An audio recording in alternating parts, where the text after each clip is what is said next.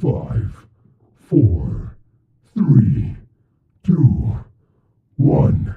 Welcome back to Season 2, and welcome to another installment of the I Digress podcast. Yes, it is me hosting again. You know you love to hear it. 2020 has been a massive letdown of awful events, and I want to keep everyone's moods in the gutter. This will be a rather serious episode, and don't be coming on here thinking I'm going to uplift your mood in any sort of way.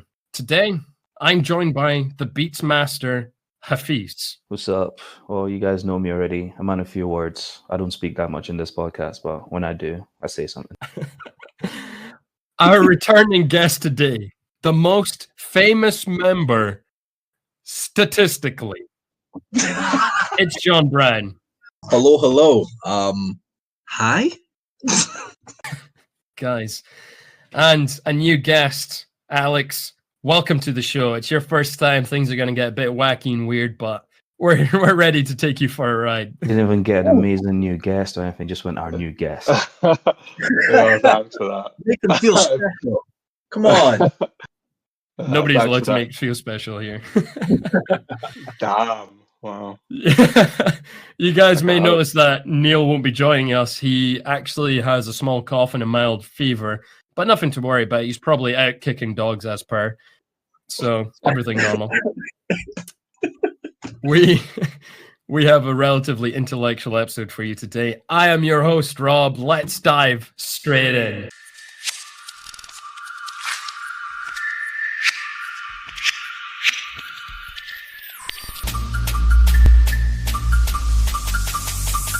I digress.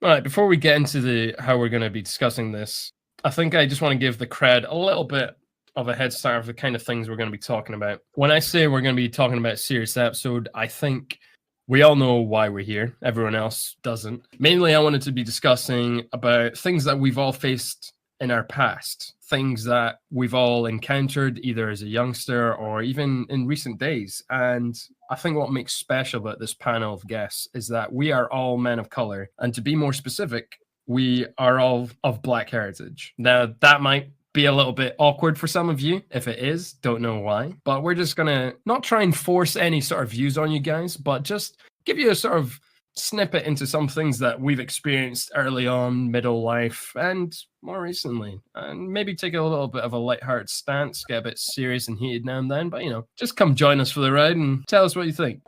Black is beautiful, black is excellent.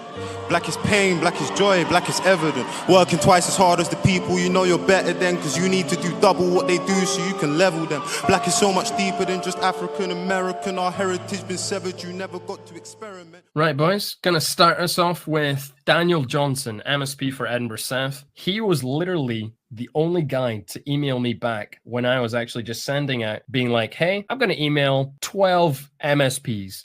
And I'm not even going to ask for anything big. I'm just going to say, hey, how about we raise a little bit more awareness to Black products, specifically hair products. I like to style it up now and then. I don't want to go bald all the time. And he was the only one that bothered replying. I mean, what a guy. Just not even just for replying in regards to the hair products, but just for replying to you in general. Because, if I got an email from you, Rob. Yeah, I wouldn't even be able to take the time for that. I'd look at that and go, nah, I'm good. Just out What of did he curiosity, actually what say? did he say? Oh, Yeah. there we go. Literally, yeah. I can actually go through the email right now. Oh, is that all he said? Literally, yeah. You went, what? He said, I feel you, my guy. He was like, yo, Holmes, I'm trying my best, bro.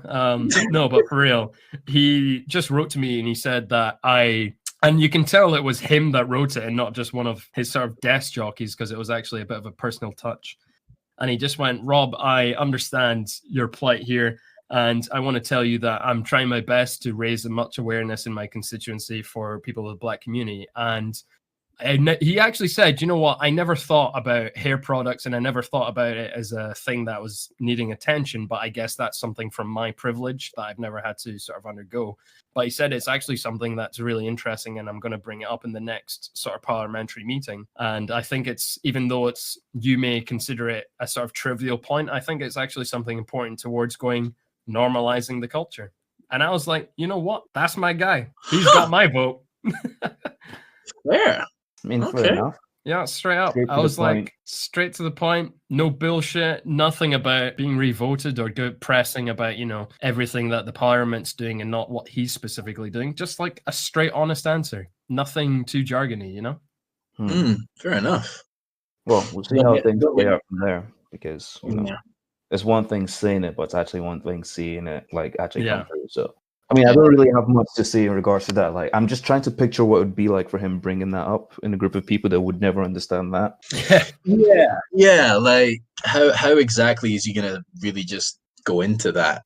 Yeah. Bring that up. Like, be very curious. It's going to be difficult. I don't understand how he's going to bring it up, but I think it's one of those that there might be some people who are in that group just probably caught off guard and be like, hey, you know what? I never thought about it. And they might come to actually put in the work if it's someone of power who's bringing it up instead of just your regular Rob. Hey, Rob, you're not regular, man. Come on. Yeah, what am I saying? I'm hideously awkward and very weird. Things you like to hear. But yeah, that was my hot take. You know what? Just a small snippet of that. We don't have to jump in. John, what are you doing? Stop touching yourself. I thought you said this was a safe space, Rob. Let the man do what he wants to do. You know what? I accept that, Feast. I know when I'm wrong. This is a safe space. Touch yourself all you want, John. Wait, what? No. You guys froze on my screen. I was like, and then I was like, what's going on? And it just caught up now. Okay, so don't know. All right. I wasn't doing no freaky shit. Jesus Christ. Hey man, so it's all good. It's all auditory here. Nobody's gonna see what you're doing. You don't need to cover yourself. You've described one scenario that might happen, but didn't happen. Oh days. God damn it. Yeah, I'm not gonna lie, the connection's poor on my end too. But this is just part of the fun. Black is beautiful, black is excellent. Black is pain, black is joy, black is evident. Working twice as hard as the people you know you're better than, cause you need to do double what they do so you can level them. Black is so much deeper than just African American. Our heritage been severed, you never got to experiment. Right, boys. First topic of the day, early years memories. This can be whatever you want to take on it, whatever you experienced when you were younger, maybe in nursery, maybe in prime school, just really wherever you can remember. Let's just keep it colloquial and tell us a little bit about what you've experienced. Be more specific though, because like what I could experience could be a lot. Like I don't know what you mean. Like I could be like, oh, I met a girl and she slapped me or something like that. So I would say if I want to be really specific on it, I want you to talk about things that you were younger and you maybe didn't notice at the time, but now looking back, you kind of sit there and think, that wasn't okay. That kind of made me feel like I was different from the group I was in. And maybe things that you can look back today and just think there should have been a different way that was handled, all right, okay. Did I go first then? Heads up, Face. The one when you said that, the one that came to mind the most was I think it was high school. I can't remember what specific year, but it was when you be in the group of lads and because you're from a different place, they start making the whole clicking noises, be like, oh, is that how you speak in your country? Like we watched on South Park and it's the whole is that like, oh, do you understand that? And like at that time you just brush it off as a joke. Yeah. But you go back to with the mindset now, you're just like, man, if I had this mindset at that time, things would have been way different. Because always just little things like that. I know what you're feeling, because everyone just kind of assumes that you don't have as a strong grasp on English, and they just kind of think that what they see on TV is the be-all, end-all of everything that's about you. Absolutely. I think another thing that people tend to say a lot is, do you speak? So I'm from Nigeria, and people would be like, do you speak Nigerian? And it's so irritating, and you'd have so much trouble just trying to get across. There's a lot of different languages in Nigeria. Exactly. Do you know what I mean? Yeah. They couldn't get that. So, I think that it's very frustrating, but you're quite young, so you move. Yeah, I think that's the biggest thing, is that when you're young, you just kind of try to block it out and just not try and cause a fuss. But it's one of those that if you were talking about people from Brazil or Argentina and just went, oh, Brazilian people, they speak Brazilian, everyone would instantly jump down your throat and be like, no, they speak Portuguese. Yeah. and you're like, all right. That's true. Actually, I've not thought of it. Yeah, that's quite true. You're absolutely right. That's a definitely a fair point. Like I've had that question from friends, but they won't say, "Do you speak Ghanaian?" They like people close to me will be like, "What language is actually spoken there?" They'll actually ask the question rather Yeah. than like, Yeah. you know, people that I've met that are just like, "So do you just speak Ghanaian?" And I'm like, "So which of the 6 possible languages are you?" Like, come on, bro. That's like when people are like, "Oh, I volunteered in Africa," and I'm like, Mm. "Where in Africa? Like, It's like, yeah, it's did you not. just It's not cover a the whole of country. Africa in one go?" Like Yeah. little things like that. I think people forget how big it is, and I'm like, that's a real amount of landmass to get through there. Yeah. Yeah. And another thing that's quite important is people actually forget how advanced it is. Oh man. Oh yeah, it's all 100%. the charity videos that just make it look like Africa's a dump. Yeah, True. People don't absolutely. actually know anything about Africa. I remember like I had a conversation with someone, and I was like, man, because like this was a time when I was like, I actually wouldn't just mind going back to Nigeria right now, just going back forever. And they're like, oh, you don't want to do that, man. You struggle. Like life is gonna be hard. I'm like, bro, what do you know about my country? Yeah. Like, I think because, that's the biggest thing. because people just assume when they see huts and stuff, that's what it is like everywhere. Huts, man, huts. You know? Bro, When really it's closer to Wakanda, you know what I mean? So do you know what I was always want to say to people is that although I don't have, just to be like, trying to put my mind into what people might argue against, being like, oh, you shouldn't like dismiss charities, blah, blah, blah. But I always sit there and I'm like, there needs to be a balance on what's shown. Because if you only show that, that's what people's first thoughts are going to be. If you show more about, like, even when it comes to like regular TV, if you have African shows and you show like what the cities look like, how vast the parks are, and like how the actual business areas are booming. We have skyscrapers more than there are here. yeah. Then people are going to be less like, oh, so did you have like a pet lion when you started growing up, or Oh, Did you have Bro. did you pet a lion? Yeah. I'm like, as a kid, asked by people who are adults, I remember that, and I'm like, have you ever pet a lion? That shit will bite your arm off so quick. Actually, are you sane? it's just slightly different, right? But I remember I went through this one situation, like, Rob, I'm like sometimes like I'll be saying a word in English and I would just completely mispronounce it because my accent is like following through every now and then. Yeah. I remember this one girl did something. She was like, "Oh my god, you can't even speak English properly. You've been here for like 10 years." And something in my head triggered, and I just whipped out my phone, loaded up a word in Yoruba, which is the language I speak in Nigeria, and I went, "Pronounce that." I was like, "Just read it. Just read it to me." She was like, I was like, "Yes, shut up." I was so triggered. Honestly, Oh. No, I got people just love that, man. there's like two stories that I've been mostly telling people when they ask me what my experience has been like growing up, and it's just these two stick out to me the most. It's mainly about my mom. Yeah.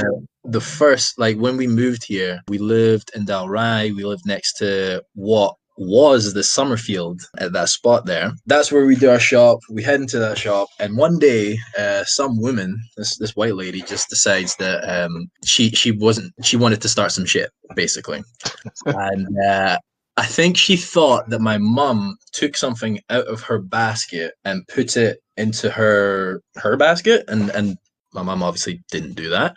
And so she starts following my mom around the store and just giving her grief. My mom wasn't doing anything. And me and my little brother were just like tagging along. And then she starts like pulling my mom's braids. And hey, Yeah, she you lost don't pull. You do not pull. I don't care who you are. You do not pull Hey, a black man's Just braid. don't touch people. Yeah. Don't touch. Oh, she lost it, but like she lost it in a calm way. So she turns to me and my brother and just like stand over here, puts the basket in front of us, and Oh proceeds to shit! whoop this woman's ass. Like Damn. I mean, like proper just going in. And this woman's trying to swing back, but black ladies are strong. Like, Oh yeah, come it's that on. genetic Like, strength. yeah, like so she's laying into this lady, and then she kind of comes to a little bit and then because my mom's not aggressive. She just starts crying while whooping this woman's ass, and then God damn. apologizing while whipping her ass. And so it was like that's happening. The security guard comes over and immediately just grabs my mom because obviously, Dude. you know, Yeah. Of course. she's dominating the situation. And then it's just like, look, you guys are gonna have to leave. She's like, I'm paying for my stuff and then I'm going. Yeah. So we pay for the stuff and then we're heading down the road. The woman comes out the shop and is still trying to go at my mom after getting her ass whooped. And so the ass whooping proceeds on the street. And people had to, you know, jump in and, you know, separate that, but there was all sorts of slurs going around from her and you know, Mumsy's not for that. But she handled that situation being met with violence. And so that's how in the moment, instinctually, that's what she went for. You know, Yeah. which, you know, you're not gonna knock anybody for that. Like you're not gonna argue shouldn't. with anybody in that scenario. But then on the flip side of things, this is always seems to be in a supermarket. We're in Lidl and we walk into the shop, same scenario. We're just grabbing some stuff. Security guard is at the front door and just immediately starts walking behind us like our shadow. And we get halfway through our shop. We notice this shady looking white dude, hood up, bag open, filling his bag with stuff. But the security guard is still on us. And then I look at my mom and I'm like, are we gonna say it? She's like, no, don't even say a word. And I was like, all right, okay. So we're just about to get to the checkout and the guy just steams past the checkout and just darts out the shop. Nobody reacts. Absolutely no one moves, nothing. The security guard is still on us. And so after the guy gets out the shop, my mom turns to the security guard and lets him have it. Like absolutely tears him a new one. Just like, why are you following us? We've got a trolley. We're filling stuff up. What's the problem? The guy's like, oh, I'm just doing my job. And mom's What like, job? you're clearly not doing your job because we just watched some other guy fill up his bag with stuff and just leave the store. And he's like, that didn't happen. And we're like, what do you mean it didn't happen? We've just seen it. You know, so he goes back into his little security fucking cubby hole thing, Yeah. watches back footage and sees the guy leaving the store. And is obviously like comes back and apologizes and everything. He's just like, I'm sorry. I'm still just like, I was just trying to do my job. And it's like, no, you've just seen a black family walk in and immediately thought that something was going to happen. Just racial profiling. Exactly. 100%. Call it what it is. And so that's like my mom handled it instinctually in different scenarios, being met with violence and giving violence back, and then just being met with words and giving words straight back. And the guy, I'd hope, learned in that scenario, like not to just go after the black person that's walking around the shop. But like that's the flip side I've been telling a lot of people about, and they're just like, oh, I'd never think that, you know, that stuff would happen. And you know, especially a mother and two kids. Like, why would that be, you know, cause for concern? You know what I mean?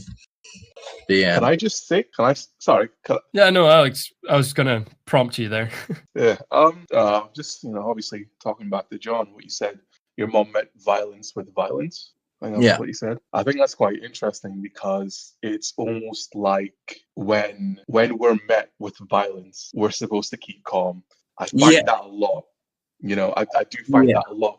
And it's when we react to those scenarios, it's when we're portrayed as the bad person, we receive even more severe punishments, you know, than the person actually starting that. And I've had that on several occasions as well. So I thought that was quite interesting that you pointed that out. It always seems to be that scenario, doesn't it? Like, I hear a lot, you don't judge a person on their initial reaction, but this woman went past her initial reaction to her secondary or tertiary and just kept on going. And like, that's how she wanted to handle the scenario. So my mom went off her initial reaction and then just kept on going and going. So like, you know, there's no argument there to say, oh yeah, you need to keep calm in that scenario. Like, come on, you wouldn't do that. You wouldn't. It's human nature.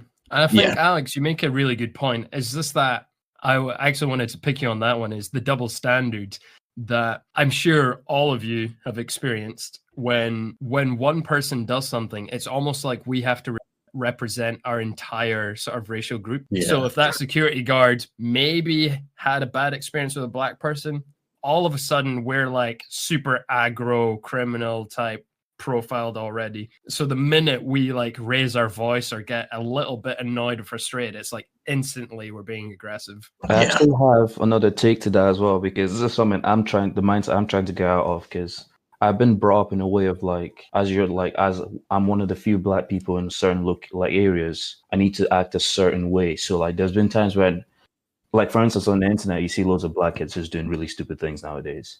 True. And for some reason, that annoys me, because I'm like, oh, look how they're representing black people, rather than me just being like, they're just having fun. Kids.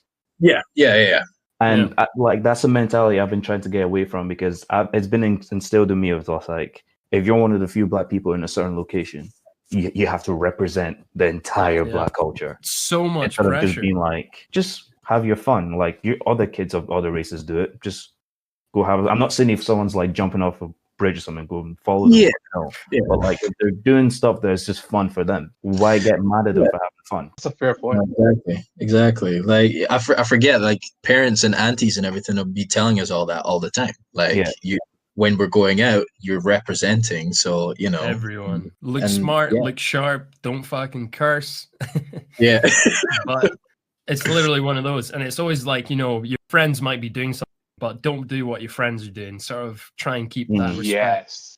Yeah. I'm sure we've all had. It's actually good to sort of talk about it, because we all have similar experience. And Alex, I want to pick on you because you're the new one. I'm just gonna say something, and I want you to tell me what you've probably experienced with it. So have you ever, maybe when you were younger, had a lot of people coming up to you and just being like, I have to touch your hair? And sometimes just touching it.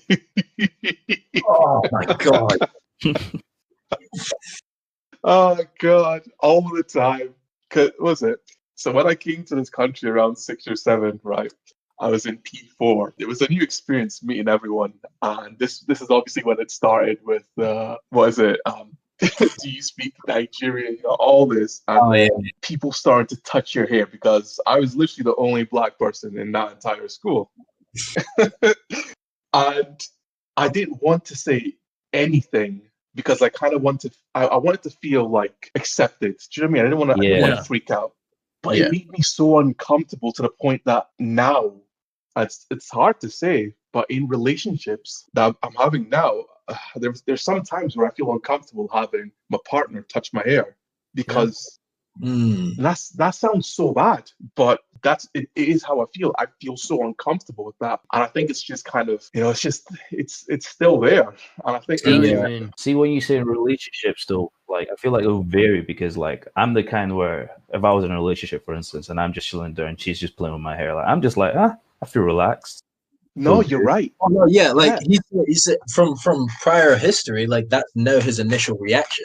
It may not be like that after your initial reaction, but that you immediately like either like step away or cringe. Don't do that. Yeah, absolutely. Yeah. And so most of the time they're freaked out.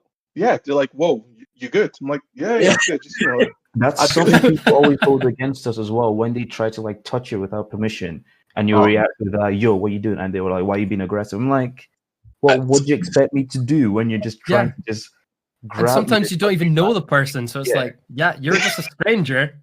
Sorry, I didn't want you to put hands on me. You do it back and be like, "Oh wow, your hair has no volume or bounce. How'd you like that?" Just like, oh, well, this is shit. I'm not gonna lie, just even talking about that, I remember when I was about 8 or 9 going with the family to watch a show at the Caird Hall in Dundee, and I can't remember what the show was, but one thing that sticks out to me, which is surprising, is that I can't remember the show, but I remember sitting in the theater seats, and this sort of middle-aged woman just grabbing like a good chunk of my hair, like quite a bit sore, from like the back seat, and I was like just ducked from the pain, and I was like, "What are you doing?" And I was like 8 or 9. My mom almost lost her shit, and she just said, "Sorry, it just looks so soft. I had to do it." And I was like, "No, you didn't. You had to do it. No, that's not okay." Yeah. What do you mean you had to? Let's even just change that around, right? Let's not even say it had nothing to do with your race, right? Let's just change that around. Yeah. Imagine that was you just grabbing that woman's hair. That's already a sexual assault.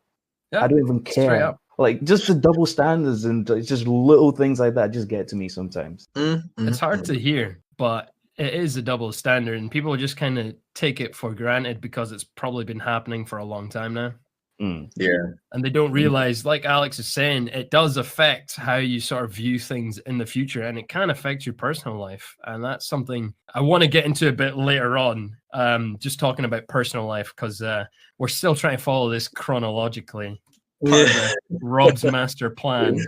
Let's go some little quick lighthearted part. Let's speak about the let me not call them predators because they're not predators, but we'll speak about the Smiths. Oh. Yes. Okay. Black is beautiful, black is excellent.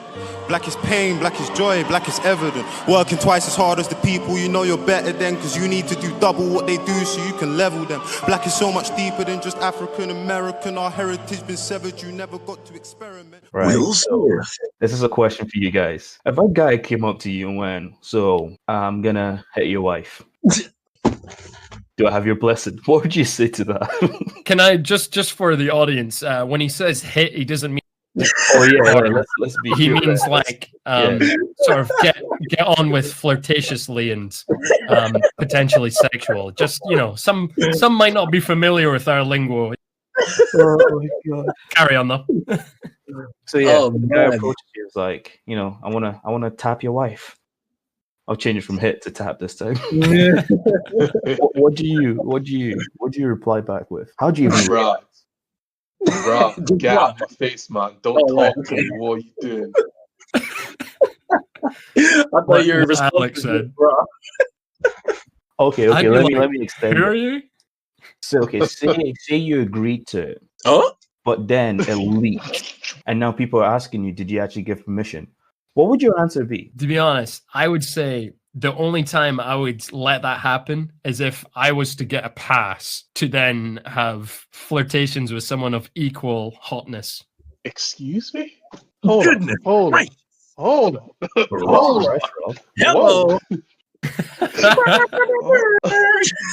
So you would let a random man, go ahead at your wife? Okay, Evan. Wait. No, see, right. Hold on. Because it depends on how freaky that you and your wife are. Like, is that a thing? Is that a thing that you guys do? Like, you know what? Fair enough. Fair enough. Fair enough. Okay. Okay. When you say random, I feel like that puts a different strain on it. All I'm gonna say is swinging is a thing, so people do it.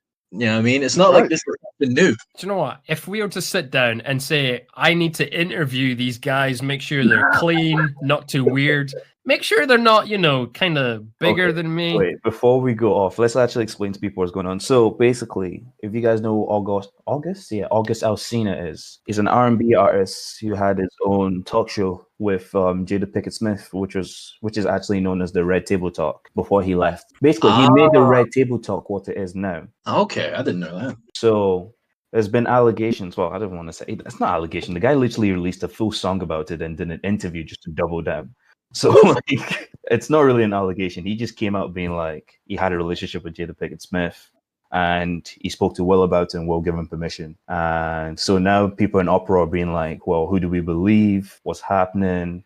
And there's been rumors about like people saying Jada Pinkett Smith was actually just using him as a boy toy, taking advantage of him because, she saw a young thing that's quite good looking, who's like, going through some emotional stuff. So needed someone to nurture them and took advantage. So it's believable.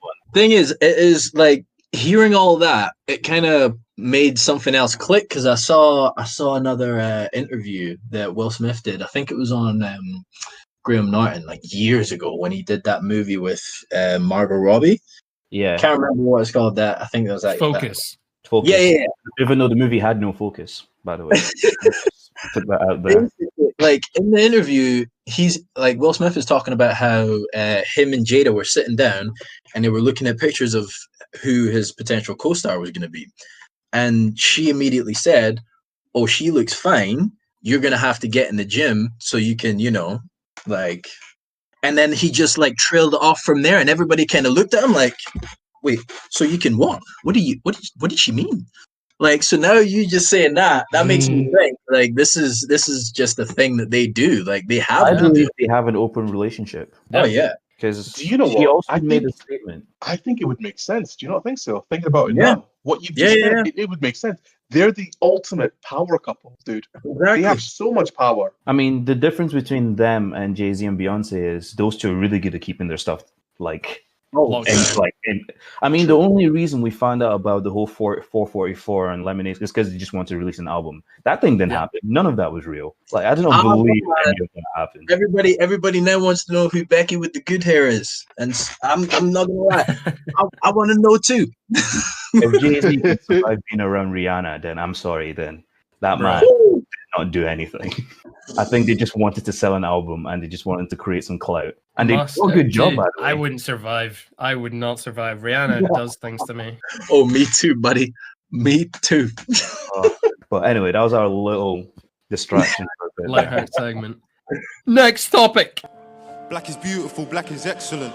Black is pain, black is joy, black is evident. Working twice as hard as the people, you know you're better than, because you need to do double what they do so you can level them. Black is so much deeper than just African American. Our heritage been severed, you never got to experiment. Right, I want to actually no, scrap next topic. Talking about that film Focus, that's actually ties in really well into what we're doing. Because do you know how much like traction that film got just because it was a black and a white woman coupling up? True. So much like hype just because there was an interracial couple. And I was like, I sat there being like, what's wrong with that? Yeah. You're not, like you don't there have to have. That happened because of that movie, wasn't there? There was there was warnings to white women about seeing Will Smith topless. There was literally warnings. There was like warnings that white women are now going to be chasing every black guy. And I was like, well, okay, I'm not too bothered about that. But and two, this shit been happening. Yeah, exactly. Nothing stopped them before. Exactly. I was like, why are you making such a big deal? We're pretty good looking. I know what your problem is. Damn straight. Also, we'll touch on this real quick since we're on the interracial stuff. I mean, I'm guessing everyone in this chat has been in an interracial relationship before. I mean, have you guys ever really had a chat where you had to like explain to them, like, okay, say we're outside in a restaurant or like somewhere just doing something, and someone just blurts out something racist towards me, and you just say to them, just don't react, don't give them any mind, just carry on with your day. Have you guys ever had that kind of chat before? So a situation has actually happened before. Oh yeah? Yeah, and I went out with my ex at the time, and it was exactly like you said, like at a restaurant. We were just having a good night, and obviously it was on the weekend, so a drunk guy was obviously drunk, and he said something, just a racial slur, and I won't get into it, but it was just a racial slur. And my girlfriend at the time, she cried. She burst out crying because she couldn't believe people, just random people on the street, are so heartless, so much hatred. Do you know what I mean? And someone, a sheltered person experiencing that is like, hold up, this is scary as hell. Yeah, you know what I mean? Like it's an experience. I mean, I've had something similar, but mine's didn't, like, my ex at the time didn't cry. She was ready to whip that guy's ass. Oh yes. The reactions are differing for sure. And that's why I think it's because we're all sort of like used to this sort of like. It's sad because we're desensitized to what people can be like. But the person you're with are just like open to this whole new world of being like, yes, this is the bad side that comes with when she got really angry and almost got too aggressive, I was like, yo, I mean, I can't believe I said it's fine. But I was like, it's fine, don't give it any mind. We're just gonna move on with our day. But it's because that's what I'm used to just doing, because you hear it so much, you're just kind of like, it's just another guy wanting attention, and you just move on. Whereas like for them, it's like, nah, it's fresh energy. Like it's not something they're used to hearing. It's not something they want to be hearing, and they're like, no, we're gonna tackle this right now. And that's the other point to make as well, is that they have the privilege to get angry, and that's what we've touched on. I would call it if privilege. but it's almost like if we get mad, then it becomes a scenario, as where if someone else if your girlfriend is white and she gets mad, people are not likely to think you're the one in the bad. They would be like, she has the right to get angry. You know? No, you got a point. You 100% got a point. That's something, even being, I myself am a product of an interracial couple. So I automatically I'm always for it. When I see a white and a black guy, I'm just like, yeah, let's do Rob this just sees more. couples walking past and starts clapping. I'm like, Guys, serious yeah. kids, let's go. But so I was gonna save it for later, but since we're on relationships now, let's get into it. Being mixed race has been a whole basket of fun because I identify as a black man because You're not logic. I've not What do you really. mean? At the end of the day, that's pretty much what I most like lean on or lean towards. You know, I've not. Like, it's impossible for me to be like, even though I'm 50-50, I could never be like, hey, so I'm white. And then people look at me and go, Hey man, like I just said, if logic can do it, you can do whatever you want. it was like, no. But for me, the only difference has been that sometimes the only thing that I could feel where I've been uniquely sort of discriminated against is where some people just look at me and go, you're not dark enough to experience the same sort of problems we do. And I'm like, ouch. To be fair though, I think I've had this conversation with you before because it's something I had to learn quite late. Because it's one of those things because like in like black communities, we have our inner like racism that we actually haven't addressed yet. Yeah. Because when you see someone that's light skinned, you're like, oh, they have it. Everyone makes light skin jokes. But you forget, like, to other races, they're still black. Yeah. Like, to you think they're not, but like if you go anywhere else, they're still seen as black. And that's something I think I had to learn quite late because it's like we all make our jokes. It's like, oh, R&B artists, the best R&B artists are the light skinned guys. Like, or like jokes like that. They give you that squint and bite their lip and shit. Yeah, you do that, Rob. I see you. Oh yeah, there you go, boy. You guys can see Rob's face right now. Trust me, you.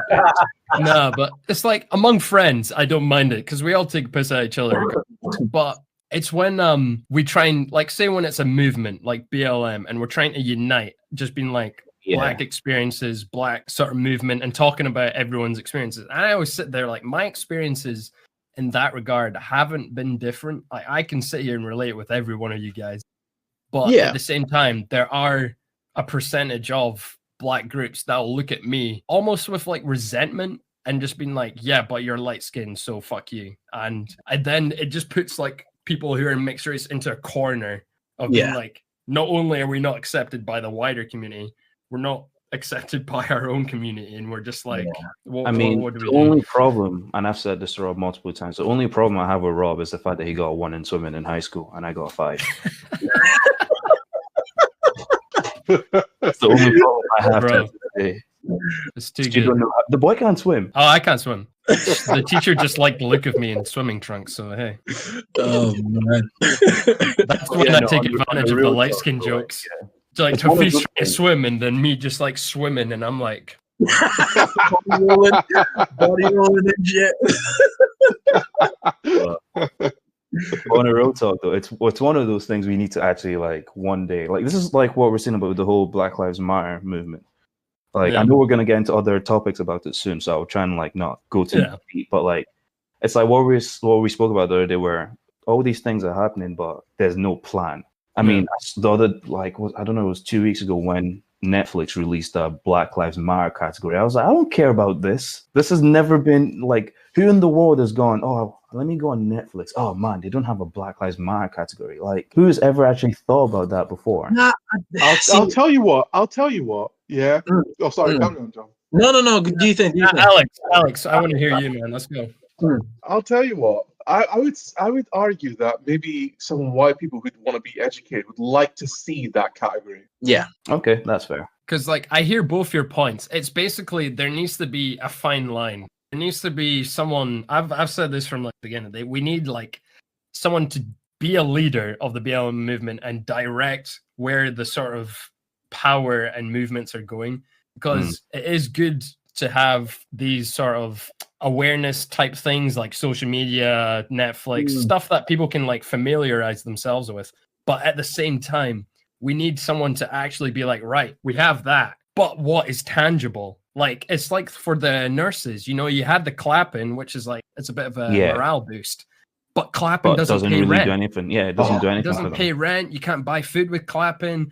People are still going to go in the streets and be like, well, that guy probably doesn't even watch Netflix. Mm. I don't know. I don't know if it's just one leader though, because like if you look at the movement, even spanning back in history, there was never just one. There was always like a few prominent. But I Yeah. think like if you see, all right, totally just popping in mind. Say demolition. When you're bringing down a building, you don't just put one bomb in the center of the lower floor and just hope that that takes the whole thing down. There's like one like dotted around the Yeah. whole thing. And you think Yeah. if you think about the building like the systemic racism. That's And fantastic analogy. all Yeah. the bombs are these different people attacking all the different points. That's exactly what needs to happen. Like this is Oh, what 100%. it is. You know what I mean? So like it's weird seeing that though, because like in my head there was only like one or two. I say one or two. There was like 5 or 6, things that really like was eating me in terms of the BLM movement, like what we needed to attack. Mm. And then everybody just going at it brought out all these different subjects that I Yeah. didn't have a clue about that weren't on my radar that I'm now like, oh wow, it goes even deeper than that. Like Yeah. so yeah, seeing everybody attack it, it's just I think it is a lot better to have as many people, going for it as possible, and then just have like your 20 prominent voices that everybody like looks towards, like Killer Mike. When he had his whole thing, his Atlanta, impromptu speech, yeah, like that. Like I knew the guy's educated, but when he hopped up there and did an impromptu speech, like just rolling things off his mind, I was just like, Jesus, there's a lot. You know what I mean? It's yeah. mad. Actually, speaking to that, when Ti, who spoke before Killer Mike, came on, I lost so much respect for Ti that day because he made. I remember I said this to Robin New in a group chat where he was like, "Oh, this is our Wakanda. This is our protected city." And that statement really triggered me because it annoys me that Black African Americans, I don't know why I said Black African Americans, but anyway, African Americans are so willing to accept a fictional African country than they are wanting to accept an actual African country. Honestly, I think it's because they don't know. They really just don't know. Yeah. Like they have that speaks to the education. Like they just don't have any education of their homeland, so they go with the fictional one that's in a movie. Like, and so I get your point. 100% get your point. But at the same time, I think it's just a lack of education on that. Yeah. Do you know what, talking about that? I think it's harder for us because all of us, I'm sure all of us are born in an African country and we've spent some years actually growing up there. So we know what Africa is like, can be like, and just how everything is. But that's where I have to call out every one of our brothers and sisters and just sit there and be like, as much as we need to educate everyone else, we also need to educate ourselves on our own heritage. Yeah. Like John said, there's so many things we didn't even know needed addressing, but that's something we all need to be like, you know what, this is not okay. I've looked at myself and went, you know what, there's some things that maybe I've taken for granted that I didn't know is kind of like perpetuating this idea that's kind of putting us down. Yeah. And it's something that I need to be like, you know what, I'm not gonna just like laugh it off anymore or not look into it. I'm actually going to sit and be like, this needs to be changed. We all need to just do our sort of own bit on actually learning. Yeah, for sure. Black is beautiful, black is excellent. Black is pain, black is joy, black is evident. Working twice as hard as the people you know you're better than, because you need to do double what they do so you can level them. Black is so much deeper than just African American. Our heritage been severed, you never got to experiment. This is where we're going to slide into something a little bit stationary. And again, I'm going to just bully Alex with this one. So everyone knows that recently we've been talking about statues. Statues has become a very prominent conversation, talking about the likes of statue of Winston Churchill, statue of George Washington in America, and just even closer to home in Edinburgh, we got the Henry Dundas statue just on St. Andrew's Square. Yep. I want to hear your thoughts, unbiased, whatever you want to say. Alex, you go first. I mean, honestly, I really don't care about statues, bro. I think John said this before. I really don't care about statues. I want some more tangible results coming out of this movement. We have so much power. We have so much power in our movement, and that's being wasted. it's almost being dissipated week after week, you know. And you can see it, you can almost see it now in like your feed.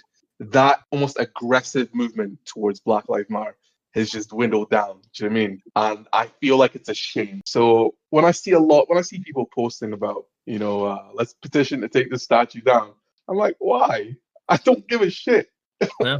No one, we don't care. I kind of agree with Alex there because, like, it's like the saying we all use the saying for us to like move forward. We need to know about history. We need to learn about history. If we're just gonna get rid of, like, yes, I don't care about the statues. I can see why people want to get rid of it. But the another thing I just came to realize is people are getting rid of the statues now because they only just found out what they meant. But now that we know what they are, why are we getting rid of them? Why don't we? Okay, we're getting rid of them instead of destroying them. Put them in a museum or something like that. Let people understand the history. Let people know, okay, this is what this person did.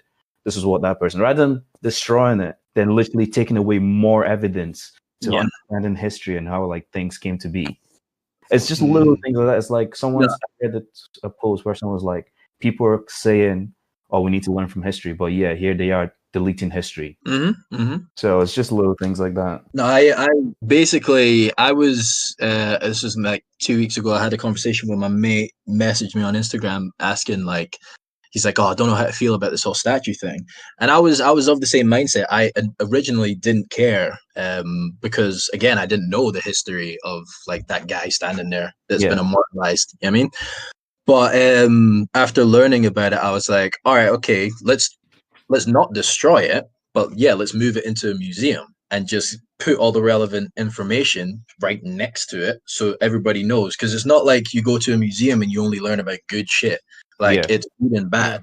So put that in a museum and put something else in its place. Like that was my point. I was driving to my boy that was asking me about it.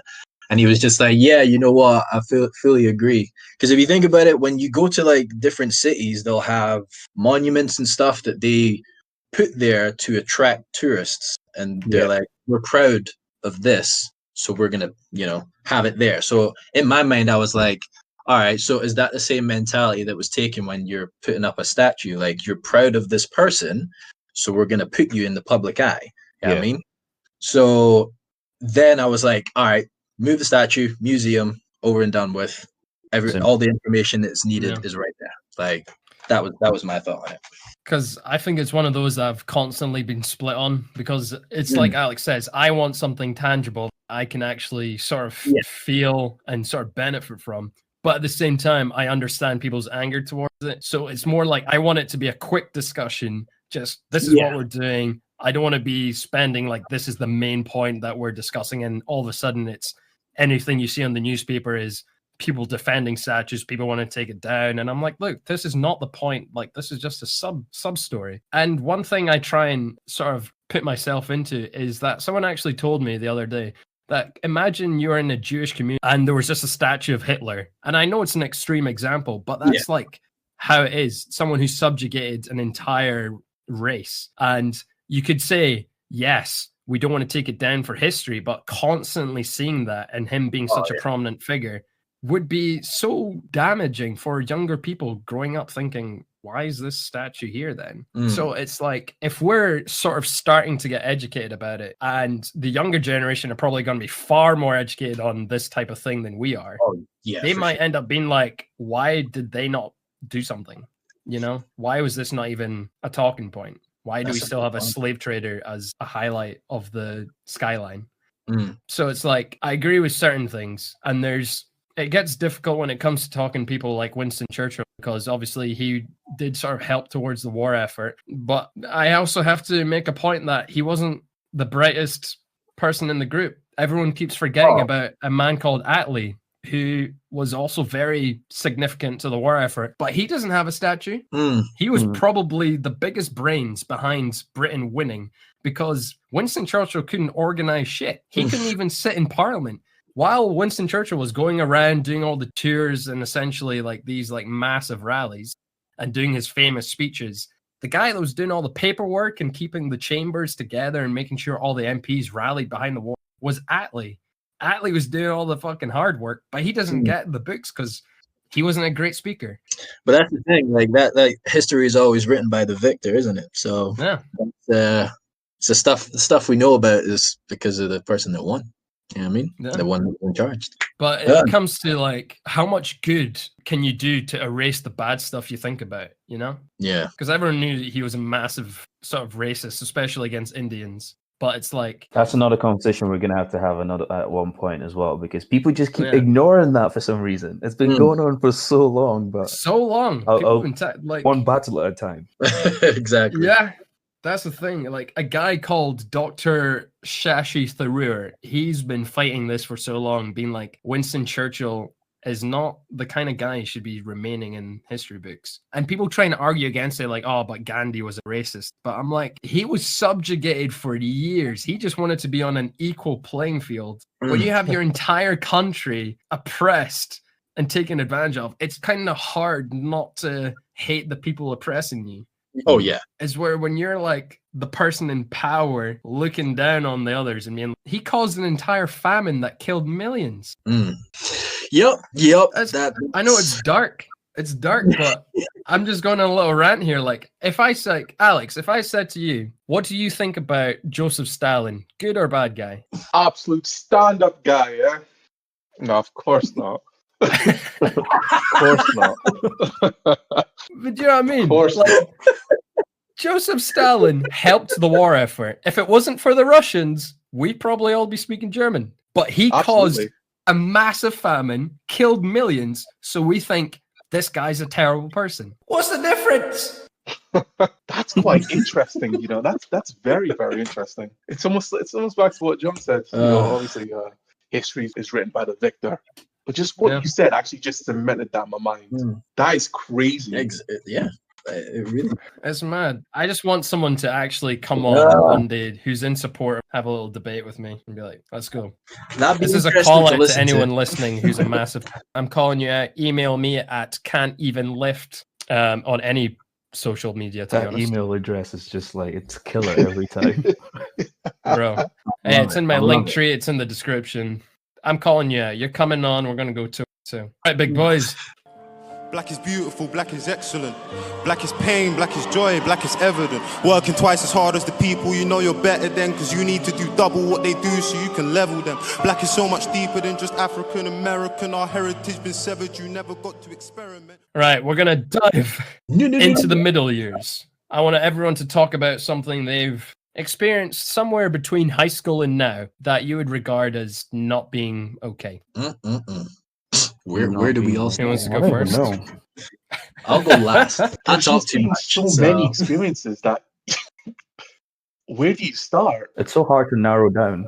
Do you know what? I'll give you two really quick points that I actually sort of wrote down. So high school, I think three of us went to Harris Academy. I won't name names, but there was this one teacher who actually sat, I'm going to say modern studies, just so people got a better idea, who literally sat an entire class, right? And I'm sitting there, it's middle of summer, and then there's this a fly hovering around me. I'm like, get away from me. The fly lands on my skin and it keeps like coming around my area and I keep just sort of trying to swat it. And the teacher's like, what are you doing, Rob? You're distracting the class. And I'm like, there's a fly. And a few people started laughing. And do you know what she literally said? She was like, oh, well, because flies are kind of drawn to the color of poo. And that's probably why it's bothering you. Oh She my god. literally compared my skin color to shit. And that was in the middle of class in front of Oh 30 my people. god. No one batted an eye. I had to sit there sort of like, literally, like, wow, that just happened. That is not okay. We had some Fucking questionable hell. teachers in Harris. I'm not gonna lie. I had one more. I have one similar. Literally, just before you kick off, last one, right? And I'm gonna shut the fuck up. When Afis first came to Harris Academy, right? They were like, right, we need a welcoming party. So they thought, we'll pick the only other person of color. And they just went, well, Rob, you probably speak Nigerian, so. And I'm looking at them like, you have all my details. I'm not even from Nigeria. Nigeria is not a language. What is this? And it's sad because me and Afis are obviously really good. The sort of pretense to it, I was like, this is so bad. This is not okay. Did you just walk up to him like, "Hey man, so this is school. Let's go." Yeah, I literally was just like, dude, so we're probably like one of few, like maybe 5 black people here, and just get used to that. It's actually funny because the trend continued because when came, look, like, yeah, edit his name out. Don't put his name. Yeah, in. yeah, it's fine. But yeah, but I'll when edit that. he came in, it was just like Fees. They didn't even just go Hafiz or Rob. It was Hafiz and Rob. Right. Both. This is the new black guy. Friends. He's the new black Nigerian. Here's your welcome party. Yes. What a time. Correct. But yeah, no, the one I had, this happened, I think it was second year high school. I'll only say it was chemistry. I think I for some reason, I think I was just dumb in high school, to be fair. I was doing intermediate 1 chemistry. It must have been third year then, or I don't know. Anyway, intermediate 1 chemistry. And I remember this was still quite fresh to when I just moved to Scotland. And, I met this new chemistry teacher and she asked me a question and I replied back, but I think the way I structured the sentence wasn't quite right. And she literally looked at me and went, "You're never going to amount to anything with that kind of English." And you know what's funny? Like, she just hated me. And this is the best part. Following 2 weeks, she kicked me out of the class. I sat at the back by myself, didn't speak. There's only 5 people in the class, by the way. Didn't speak, didn't do anything. She kicked me out because I came into class. Actually, no, I wasn't even late. I just came into class as the bell was going off. And she was like, "Get out." I was like, "What did I do?" She was like, "Get out. You just annoy me. Get out." So I got kicked out. I was just standing out the corridor. I think my head teacher was walking past. She was like, "What are you doing outside?" I was like, "I just got kicked out." And, head teacher's always going to take the word of the teacher. And she went in to speak to the teacher. They were like, "Oh, you've been causing trouble, so we're not going to let you back into the chemistry class. So we're going to put you in your class by yourself, give you a textbook to learn by yourself." Which I was like, all right, cool, whatever. I mean, it upset me. The thing that even upset me the most wasn't the fact that I got kicked out of the class. It's just, how am I going to explain this to my mom when I get home? Yeah. That was the only thing Yeah. that was bugging me. Bruh. So, I got home, explained it to my mom. My mom's always had this. She doesn't say as much now, but at that time she's like, "It's just racism. Don't worry about it." She was like quite understanding. And, they put me in a separate class by myself for like the whole, like how long? Like the whole year of like basically whatever year it was. That still pisses me off. And literally me every period for chemistry in a cubicle by myself doing the work, right? Would you believe the final exam we had, everyone in their class failed and I passed. And I didn't just pass, I got like a really good grade. I was hoping you were about to say that shit. Oh my days. And like, I remember just being like, so who was causing trouble then if I passed and everyone else failed? Yo, I can imagine you just like rolling past with like a cocktail glass. If I see that woman again, maybe I might do that. Just carry my degree with me everywhere I go, just to be like, I amounted to something. Just like, man, I'm an engineer. That woman made me feel like dirt in high school. Oh, she hated me. Absolutely hated me. Bro, that wasn't even your only one either. You had another one. Oh, I had another one. Someone mistook you for someone else. Oh, come on. We've all had that one. Oh, no, but this spawned like one of the worst nicknames ever. Oh, God. I was called Hamza for 3 years. And if you saw the guy Hamza, he's not even black. He doesn't even looks nothing like me. Like, Joe, it's so funny because this guy was the ugliest man you've seen. Not even similar to a face. It felt like, do you know when it feels like you're the guy who's looking at Hamza? There's nothing here, but everyone's like, "Oh, mate, they're the same." I'm like, oh man, it was crazy, right? I got in trouble as well. It was the French class, right? And she was calling out the register, and she was staring at me, going, "Hamza," but my name is not Hamza, so I'm not responding. And she kept screaming, "Hamza, Hamza," and it was one of my friends that nods me, being like, "Yo, I think she's speaking to you," and I went, "My name's not Hamza." She was like, "Yes, your name is Hamza. Why are you speaking?" I was like, "My name is not Hamza." I literally got in trouble trying to explain to a teacher, my name isn't Hamza. It took her about 15 minutes to finally look at the register to be like, "Your name's Hafiz. Hamza is in a different class."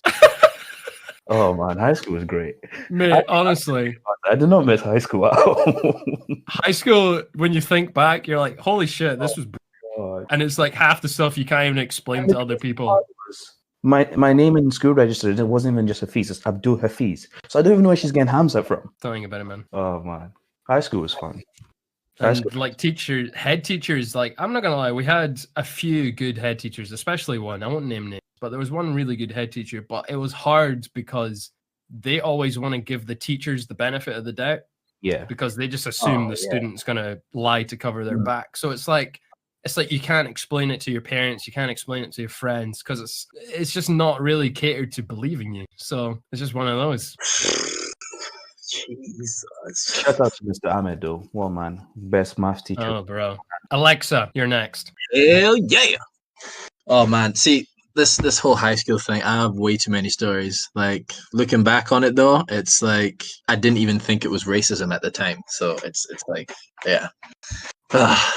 Crazy shit. I'm not even gonna tell them all because there's way too many. But Top 3. Top 3. So just getting into high school, I'm not gonna say I was the only black guy there because I wasn't, but I was one of like a few, and I was the only one that played basketball. So I was the only one that played basketball, and then in first year I got one of the guys from Boromir was like, "Do you want to come play for us? You can obviously play." And I was like, "Yeah, sure." Blah blah blah. Did that thing, and right around then I was starting to grow out my hair. So I was going for the afro and everything, just like gonna get the cornrows and everything, and just my aim was to look like Lil Bow Wow and fucking like Mike. Mike, All right, that was my aim. So when we'd go out and we're playing games, because it was like it must have been like under 14s league. It was just a bunch of teams would come to the Meadowbank and then we'd spend the whole day playing a bunch of games, and almost every single game I'd hear, "Oh, he looks like Lil Bow Wow, we're about to lose." And I went, you know what, that's what I wanted to hear. So I never saw it as something bad, you know. It just kind of spurred me on a little bit. So like in that sense, it's like one of those ones where it was just accepted by me, but then my teammates were like, "Are you okay with that?" And I'm like, "Yeah, why wouldn't I?" Like, you know, I never thought anything of it. So yeah, that whole thing happened. It was probably the only instance that I can remember of like playing basketball and there being any type of possible racism. But yeah, through high school though, God, that is a different story. Obviously, whenever I'd have my braids redone, I'd be in an afro for a few days. So going around school with a massive afro, I just attracted hands to my head. You know, oh my God, it's so soft. Oh my goodness, it's just look, it feels great. You can hide pencils in there. Oh my God, pencil game was the worst. Yeah. I'd come home with at least 6 pencils, like just chilling in my fro. So yeah, there was that, and the one thing that really got to me was we switched head teachers like maybe 2-3 times, and this one dude just. I don't know if he just had it out for me, but it felt like that, you know? Yeah. I always had this hat that I'd always wear, and walking around school, whenever he saw me, he'd be like, "John, take off the hat." And I'm like, "All right, cool, whatever, man, chill." And then it got to like maybe, I don't know how many warnings, but I'd got the message. So coming in from lunch one time, his office is right next to the front door. So as I'm walking past his office, I just hear a voice, and I'm literally just walked in the door. I'm about to take my hat off, and then he calls me into his office. So while I'm walking in his office, I'm taking my hat off, and I'm like, "Is there a problem?" And he's like, "Right, you're getting excluded." And I was like, "I'm sorry, what?" He said, "I've warned you so many times. You're just being disobedient now. You're gonna get excluded for a week." And I was like, "Okay." So I had to literally just sit. I had to sit in his office while they called my mum down to the school. And this is where Mumsy achieved like platinum G status. Like she sat in that office, listened to the dude, and just went, are you serious? Like, you're excluding him because he wore his hat. And I just looked at her, and I was trying to contain all this laughter that was because she was being dead serious. She was like, you're literally wasting my time for this. Like, I had to come off of work. You're gonna tell me this is the reason. And so yeah, she just like I just stayed silent. We headed out, and she was just like, "Look, don't even pay that guy any mind. I don't know what his problem is." Because my mom had never racism wasn't like a word or a thing that she'd tell me about constantly. She Yeah. just dealt with scenarios however it presented itself. So yeah, that was one that I was just like, I can't believe I've just been excluded for wearing a hat. You know what I mean? So yeah, Mad. So I'm just like, bro, it's not like you're wearing the hat in class. It's just exactly. out and about, going through hall to hall. Like, Yeah, what's his problem? yeah, I don't exactly. get it, man. Actually, what you said there, John, though, is something I've been doing with my brother right now. I've not did it with my sister yet because she's only like 8 years old. Right. But with my brother, like whenever he gets in trouble nowadays, I actually have to explain to him like things about racism and things like that. Yeah. Because for us, we might think, oh, you should already how like people just assume you should already know something rather than actually passing on the information to you.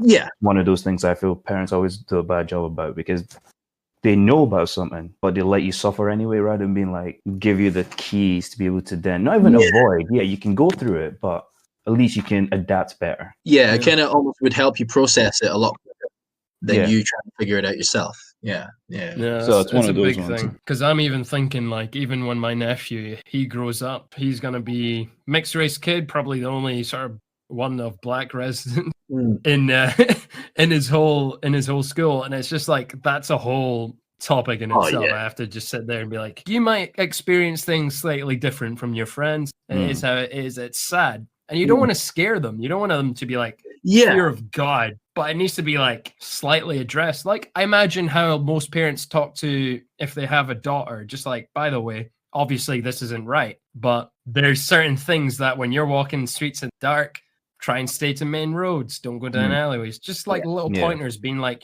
this is how you're going to have to navigate life, because life isn't fair. It just isn't, and you have to take it for what it is sometimes. I actually just remembered one. Like, I'll tell this last story. Being in history, basically first year, there was obviously bullies. We've maybe all had that, but all the way through first year, there was bullying going on, and it was mainly like 2 or 3 dudes that would just go for me, and they just like try and say whatever, but they didn't have the necessary ammo to really affect me. So I just was like, nah, you know what? Like, shrugging it off, it's nothing. And then we're all sitting in history. And Mr. Savage, this is the history teacher's name, rolls in the TV. I'm like, yeah, sweet. We're just about to watch a movie. Kirsty, he plays Roots. Oh, And as soon as the N word pops up, I just hear the guns cocking, and each of their heads, they're like, we have the ammo now. As they collectively turned around to look at me, all I heard is like, and I'm like, God's sake. Here we go. So yeah, from that moment on, N-bomb constantly. And I was just like, great. This is catches you by surprise when you first hear it. You're just like, wow, that was directed at me. Okay. Yeah, I'd never really, it wasn't like a word that I'd heard all the time. And so yeah, for these dudes to now just be like, this is what I'm gonna add to my vocabulary to attack you, I was just like, great. Here we go. But yeah. And it's like, it's so mad because it's so much deeper rooted. Like if someone just came at me and started calling me fat, I'm not really gonna care too much. It might be a bit self-conscious, but I mean, but like when someone tries to attack you very specifically like that, it hurts deeper, man. I don't think people understand it either. But Alex, we want to dive into your recent memories. What you got? I've had a very that mic. Edit that, Rob. was it loud? No, it's just because it sounds crisp. Oh yeah. Oh damn. Oh yeah. No, I've had 2 experiences that I will talk about, and actually I've just had one, but I'd like to say something about the second one. Yeah. And so when I was 16, or let's say 15 or 16, and I was about to get my ears pierced, just because I'm like, yeah, I'm into that. Let's try it out, new look and all that. I will never forget what my mom said to me, or she still continues to say to me. She said to me, Alex, be careful because you're conforming to a stereotype. And at the time I was like, what are you talking about, Mom? And she was like, listen, you are born in this world a black man, right? So you're already disadvantaged, right? And I'm like, what do you mean? And she's like, you're born disadvantaged. You're about to get your ears pierced, so you have to work 3 times as hard as the white man to progress in life. Damn. Right? Yeah. I was like, whoa, this is It's hard. deep. Yeah. That's some heavy stuff to drop on you right there. Yeah, absolutely. And then she was like, if you consider getting tattoos, you'd have to work 4 times as much. Why? Yeah. Because you're conforming to a stereotype. I just want you to understand this because you're my son and I love you and this is how the world is. I just thought I would say that because it's only now that I'm starting to get older, I'm understanding these things. Yeah. It's such a good point though, because it's something even I'm probably all of us, but even my parents, they're always like really strict on me never getting tattoos, never piercings. Even like this little slit in my eyebrow or having my hair like a little messy. It's always been, near enough bald has been most of my haircuts going up. And it is all those stereotypes that if I dye my hair, instantly I'm maybe a thug. Yeah. Life. It's tough, man. Yeah. So that was just an experience that I'm learning to not accept, but getting to the age where I'm wise enough to understand why my mom's saying this. Yeah. And so the second point is it's quite interesting. So it's back in high school, and I'm sure you guys understand this situation. So when you build like a rapport with like a friend, right, to the point where you can make jokes that are, you can make not racist jokes, but you can make jokes about, bit of dark humor sort of thing. Exactly, right. But because they're your boy, you built that rapport. Absolutely. So there was one time I was in a classroom and we were getting ready to pack up and I was talking to my boy and we're about to leave and I say quite loudly, oh, it's because I'm black. And he starts laughing as well, right? And the teacher at the time kind of looked at me weird and was like, And then as we're leaving, she confronts me as I'm leaving. She's like, I don't like how you've said that. And I'm like, what do you mean? And she kind of just knocks it off and, she doesn't dive deep enough. She doesn't tell me, right? I'm like, right, this teacher's just weird. So I go home, right? Next day in, my year head is like, right, you're actually, I've had to calm down this teacher because she wants you excluded. What? What? That escalation. What? Buy me dinner first. Holy shit. Oh. I remember this. Alex. So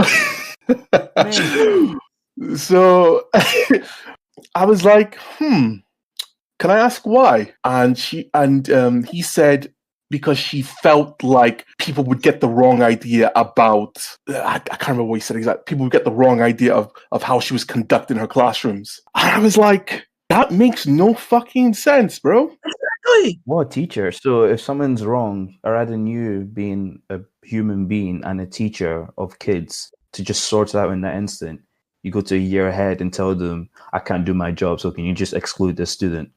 So I've always given her the benefit of the doubt. I was like, maybe she didn't understand how to conduct her, or she didn't know how to approach me or to talk to me, because she tried to and she let it go. But it was after I had that conversation with my year head, I went up to talk to her. And she was always kind of scared of me. She was kind of scared of talking about the subject. So I never really got an answer. Can you say the name of the teacher? Rob will edit it out. It was a substitute teacher that came in only briefly. I swear to God, I cannot remember this woman's name. But she was a teacher coming in and trying to get you expelled. Excluded. Excluded, yeah, like you don't know me. You don't know the context of it either. Exactly. That was it.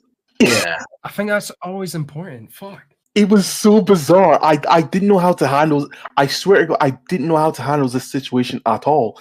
I was laughing the entire time. Yeah. And that's the problem we have sometimes, because when we get into trouble for something so ridiculous, we can't help ourselves but just to laugh, because we can't fathom how ridiculous it is. Exactly. But yeah, that was that's a double-edged sword on that one, because we've been brought up that way. Like we need to make light of some things to just get through them sometimes, So that's what, like, it makes us feel better, but at the same time, it makes them think it's like it's either okay or it's fine to just brush over type of thing. Like, yeah, it's Yeah. a double-edged sword. It's almost like that feeling, like I've said this, Rob, during exams, like when we're in an exam room and if you see me laughing for no reason, just know I failed that exam. Like, it's not because I'm happy I failed, It's so true. but I need to find light and like, yeah. Do you know what? It kind of makes me. It reminds me of what I don't know if I want to mention, but he's quite a prominent basketball player. Let's just leave it at that. It's not you, John. I was gonna say I'm not prominent. No, it's mad to think that these people have like a position of power, but they're not trained to sort of represent situations that might happen when you have a diverse classroom. It's like even when it comes to like going into health centers or going to hospitals, it's also a very different thing trying to draw blood from someone who's of darker pigmentation. It's so different. I remember going to hospital and the lady saying, "Oh, I can't see your veins," and I'm like, "Well, I have them." Like, I'm not a corpse. And she kept jabbing my arm, and I was like, Can we get someone else here? Like, I've got like 5 holes in my arm right now, and you haven't got. You're like a fountain. Yeah, do you know when you just get blood spots? And I'm like, are you like a professional here or? Yo, they just hit you with a student nurse that really didn't know, probably. Yeah. And I know a lot of trainee doctors who have just never thought about it. They've never been like, I didn't realize there's some things that could affect you medically being a darker skin color. And people are just not taught it. They're only ever taught on people on models who are white. That's actually... Sorry, carry on. I don't know. know. I know. It's just like, I'm just finished quickly. It's not like a massive point. Obviously, we're all human, but there's like a select few things like maybe skin conditions like eczema or even rashes that certain things like might actually bleach your skin, and you don't want that. I think that's been a petition in America somewhere. Oh, yeah? Yeah, because there's been sayings of like more black women in labor die than like white women in labor because I've seen that, there hasn't been enough testing and things carried out for people's specific like skin colors. Because what they just use as general for one skin type and they just apply it to everyone else rather than like actually looking deeper into. I mean, don't quote me on that. I'm just paraphrasing. So yeah.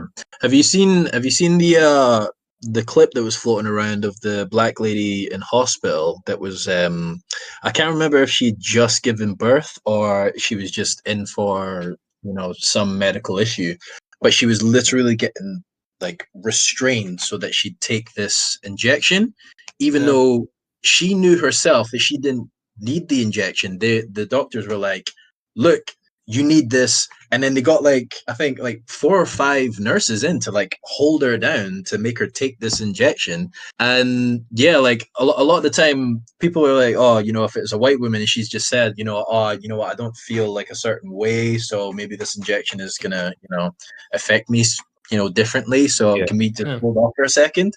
They'd immediately listen to her, but it's a black lady. They just like held her down, just restrained her, and made her have this. What country is it in? Do you know? Oh, this is the States. This was the States. Because this is something I've also come to appreciate a little bit about the UK. Don't get me wrong, the UK has its own type of racism. There's a certain level I've come to appreciate over here that I'm like, okay, I don't need to worry about things like that. Yeah, for sure. But yeah, it's just like one of those things that I have to say that's unique, even just living in Scotland, is that people I think are generally more understanding and are just more of the ignorant faction. They just don't know, haven't been educated, or just haven't been around people of color long enough to understand these situations. This is why I think conversations like this are good, and we're not the type of people to jump down people's necks for just not knowing. No, it's when you're like willfully ignorant and you just don't want to know. That's the problem. Yeah, that was the distinction I was making for a friend of mine. They were like, what's like, there's not really that much racism here. I'm like, no, okay. America seems to wear on their sleeve, so it's there, it's prominent. Yeah. I mean, in the UK, it is so sly. Like it's there. Damn straight. Yeah, exactly. It's like the conversation me and Alex had the other day. Well, I mean, I don't even know the person's name, but Alex, don't mention that person's name. It was where you told me like the person was complaining that like most people that come to this country like take all the benefits and stuff, and I was like, you're on a visa, you don't get any benefits. Yeah. They just don't know. Understand how hard I had to work just to pay my fees. Like people Sheesh. don't understand little things. They're like, oh yeah, you just come to this country and you take all our benefits and stuff. I'm like, bro, if immigrants got benefits, they would not be complaining. Mm-hmm. I'd never even hear from them. It's scary because people don't realize that the hard work you're putting into is because you make things look easy. That everyone just thinks, oh, they've had everything handed. Yeah. I'm like, No. it's been hard. I just like to smile because if I remain sad all the time, you'll probably arrest me, angry black. Yeah. Oh man, like some people, I don't know if you've had this, but they're like, I have had this in everywhere that I've worked. John, you're so unapproachable. You need to smile more. And I'm like, okay. First of all, there's nothing wrong with me not smiling. Second of all, why? What's the problem? What do you think? And they're like, everybody just seems to think you're sad. And I'm like, no, that's just my resting face. Or if I'm focused, I look intensely focused. So like people will just immediately be like, yo, he's either really angry or he's about to like, I don't know, fucking snap some shit in half. I don't know what's gonna happen. You're sad. Then Yeah. why can't they just approach you and be like, yo, you okay? Yeah, exactly. That's not the first words that come out of their mouth. They're like, hey, you need to smile more, man. Oh my god. And I'm just like, you need to step off. Thank you very much. Because then saying that makes me angry. It's just fair. The last time someone said that to me in a bar, I think it was like some girl I was serving. She was like, oh, you need to smile more. I just went next. I wasn't having it. Yo, can I say something quite interesting? I don't know if you guys have had this, but have you ever been told that you don't sound black enough or you're not black enough? Yes. I can feel this pot stirring. Oh, right, boys. I think we're diving into recent memories territory. So let's just drive straight into it. I don't even care at this point. Let's just go. Black is beautiful, black is excellent. Black is pain, black is joy, black is evident. Working twice as hard as the people you know you're better than, cause you need to do double what they do so you can level them. Black is so much deeper than just African American. Our heritage been severed, you never got to experiment. I had one actually. This happened in uni. This was very recent. I don't speak to this person anymore. We were just sitting, it was like, so imagine you literally just spent almost 18 hours in uni. You're trying to get this coursework done, and some idiot just comes out and be like, man, you're not even that, but you're not even like black. Like you don't even do the things you see black people doing on the internet. Like you don't do all these dances, you don't like post all these videos. And I'm just like, excuse. And you know when you're tired at this point, there's no filter. You're just like, oh, I just went in. I literally just went in. I'm not gonna say most. You have to handle it. It was more anger than thoughts. I don't blame you. Oh God, I hate that statement. You're not even black. I'm like, so what? So what is the shade on me? Like, bro, it's just tan, man. It's just tan. Yeah, man. I wake up every morning, apply the special cream that we all get. Don't tell them though. Don't tell them. It's a secret. Oh, I'm like, bro. I'm actually gonna. So I think just from that, Afis, I've actually had a similar experience, right? And it's always to do with girls sometimes, you know. And so I don't know how it is, but like obviously in Scotland, right, there's a lot of English people, you know, there's a lot of black English people and just people from like very black people from different backgrounds, right? Yeah. And so it kind of feels like, because I'm well spoken and I'm approachable, right? We'll just say that, right? Yeah. And so girls in particular, like, you don't really seem black, like you don't, you know. And I'm like, I play along. I'm like, what do you mean? Well, you don't sound black. I'm like, what am I supposed to sound like? Yeah, that's the money question right there, man. That's what I like to call diet racism. Because you know what they want to say. You know exactly what to say, but you play dumb to be like, how does a black man meant to? Well, that's the best part. It's always when it's someone from a different race trying to tell you what you should sound like in your yes. Yes. What? Yes. Dude, Where is my individualism? And that's another You get way me. of saying, "Oh, you don't oh, sound." we get dumb." it. We get it. Like that's just being them being like, "Oh, but I thought black people were dumb. Like you're smart, so you don't sound Dude. black." Like, Do you know I've what? had that before as well. Just from what Afis and Alex said there, I'm gonna say two things to rattle off. Right. One, do you feel like you need to you make yourself seem smarter than people perceive you to try and prove a point? And two, have you ever been in a situation where you're kind of scared that a girl likes you for the idea they have around your color instead of for you? It's almost like Bro. you're being fetishized, you know? Bro, Yeah. that's a whole different dynamic that I. Yeah. Whew, Yeah. whew. Yeah, Here we go. Oh, my that's days. it. That's the. Whoa. this is. Oh, this is personal for me because Oh. this is Oh, go, personal man. for me, man. And I find this happening a lot recently as well, especially as I'm getting older and I'm getting a bit more serious about the people that I invest my time into. You know what I mean? So I'll give you an example. So I was speaking to a girl, right? And the entire time throughout like the whole interaction, she was comparing me to past people, to past to past experiences. And it felt so disgusting. Man, I know exactly what you mean. Wait, Alex, give a little bit more detail so people actually understand what you mean. She was comparing him to her past conquests. Yeah, so let's say she's experienced like a Nigerian man before, right? So Mm. she's like, "Oh, I've been with a Nigerian guy. They have big dicks. You know, they're strong. They've got big shoulders. All that." And I'm getting these questions based on the premise she's had someone like that before, and so it Yeah. feels disgusting. I don't know what it feels. It's feel wrong, man. yeah, man. I don't even feel like I'm being judged for myself. I feel like I'm being judged for my color, where I'm. Do you know what I mean? It feels so disgusting and so that's the word, just disgusting. Do you know why you feel disgusting? Because just put it this way, right? I'm just going to give everyone an analogy for anyone's listening. You really listen to the words they're using. It's not like you have a strong personality or you're charismatic or, most Nigerians I've met are really good at cooking. It's very, very like you're on a lineup and it's like, oh, well, this guy much stronger than you. This guy, he run faster than you. He taller. What you got? What are you offering? What are you offering so that I can invest my time in you? My twist. Oh, God. Go on, guys. I'm quite interested in what you guys have to say. Go on.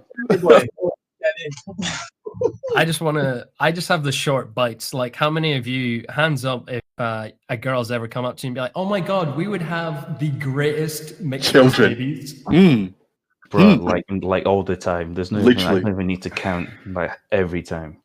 There was one specific girl, right, in my high school that I actually have to respect her on this point. She made it known that she had a fetish for black guys, right? This is fucking God, like S2, S3. And I'm like, damn, you early. But she made it known right from the get-go, and she said what she wanted in life. She just wanted to have little mixed race babies, and that's all she wanted. She let that be known, right? And at the same time, yeah, you're right, it's mad, but she wasn't trying to hide it. So I immediately was like, you know what, you're saying that straight. That's what you like. I respect you. You do your thing. All right. And then she, like, now I think she has like 3 or 4 little mixed race babies. So she did what she said. Wow. Wow. Yeah, that's a mission. Like, so I don't even knock her for that, but it's the people that, like, when you kind of point it out, they get a little bit defensive about it. Mm. Yeah. You know what I mean? And it's like, come on, like, let's just have this conversation. That's why. And it's like, no, I just like this, that, and you're like, you're listing characteristics that aren't of the personality. You're just that's it. It's purely of the physical, and that is it. You know what I mean? Weird. Like, do you know, that's something I want to teach young black men, especially, because I'm not gonna lie, when I was like 16, 17 and didn't really have I thought about this. When I just see a girl who's interested in me, I'm just like any other guy, red blood. I'm like, hey man, whatever it is, let's just dive straight in, you know? I don't care. She's like, I like your hair. I'm like, well, if this is what I need, then let's do it. But I think it's teaching others to be like, we shouldn't settle for those kind of standards to be like, this is the only attention. I don't care if I go the rest 5 years being single now, because I know my worth. And it's like, I don't want to be just a character to you to like hold up and be like, oh, you know, I'm not racist. I date a black guy. Or, you know, you know what they say about black guys. Like, Yeah, even man. all of us just sitting here, we're all very different. You can't just say like either one of us are same personality, or even just like same tastes in music, or even sports. Like, Yeah, for sure. I don't get it. Oh man. Oh, what was I gonna say again? No, my little brother. Okay, my younger brother. He was in high school, coming up around the time when jungle fever was a serious thing.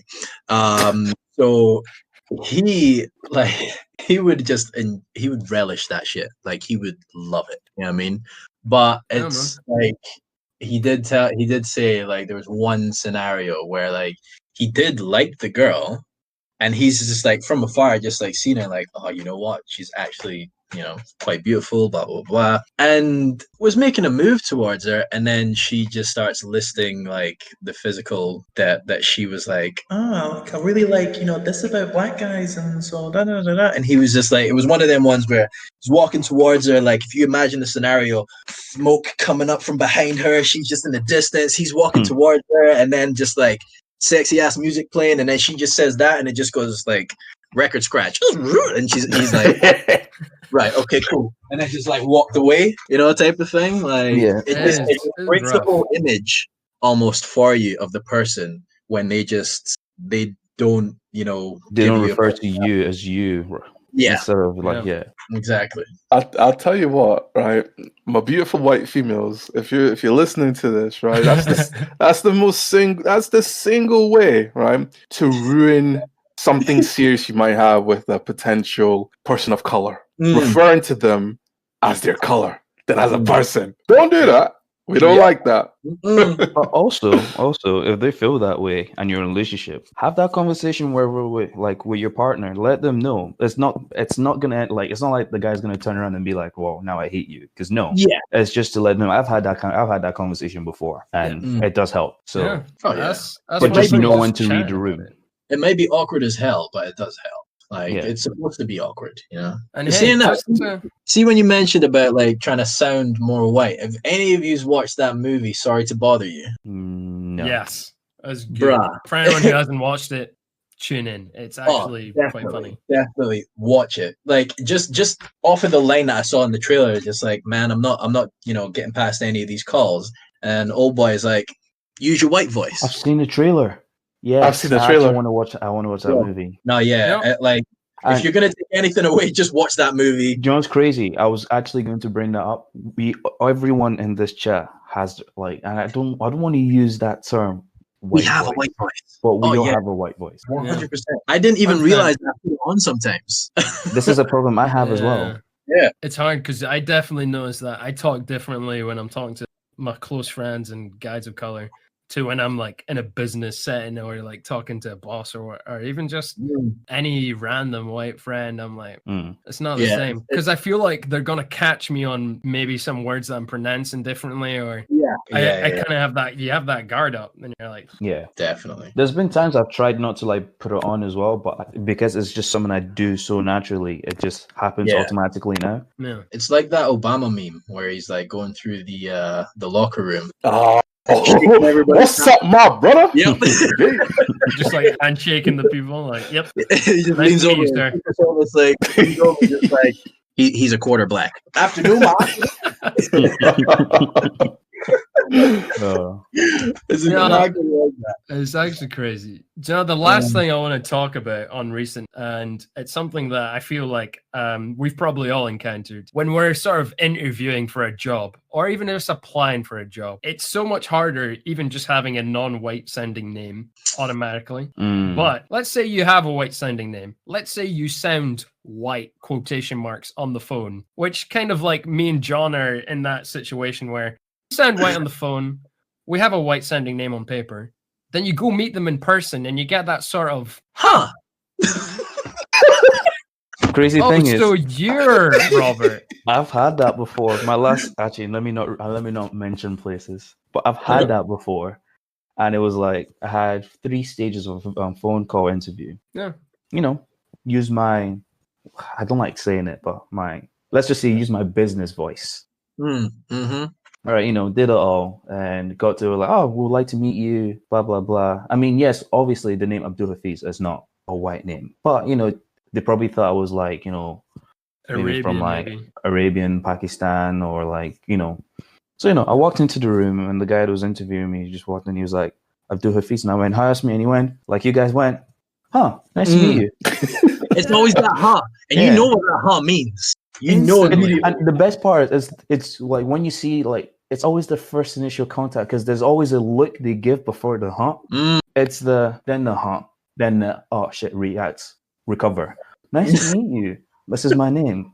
That's so bad because there's so many times I want to be like, you've never met me. Why would you be Sometimes, though. surprised? Sometimes though, I can't blame them because at the end of the day, we are all playing a game. We need to play that game to get to that stage. Some And people if just they're So if they were happy with what they heard, then at least, and if they see us in person, all they need to now see is, can they deal with our face? And that's something I've come to learn. That's the thing. If someone thinks you have an annoying face, you're not getting a job. It doesn't matter how good you are at that job. If you look annoying, you're not getting that job. Well, the thing, it makes sense because they've got to see you every single bloody day. Yeah. Even though they put you in a cubicle space station where they can't see you. If I ever start opening my gym business, I know exactly the type of hiring techniques I'll be using. I won't obviously say them. I'll just be like, oh, Paul. You're Paul. Not what I was expecting, but here we go. I'll be like, what? What's that? I'll be like, yeah. Nah, I got We'll get back to you. Right, I know you said, Afis, that you're not going to name any companies, but I'm about to name drop one. Okay, so, Mumsy, it always comes back to Mumsy because we go, we experience all the same shit all the time. But she worked at the White Company, and now I don't know if you've ever heard of the White Company, but they sell some bougie stuff like candles for £100 type of stuff and cashmere sock for like 50 quid. God damn. Yeah. So for anyone listening, it's kind of like your sort of Joe Malone, Ernest Jones brands. They're on like very upmarket, I can't imagine buying a candle for 2 virgins. That's mad. Please tell me you guys got that joke. If not, I don't have a life. I mean, we got it, but I don't know if the audience will. And that's staying in.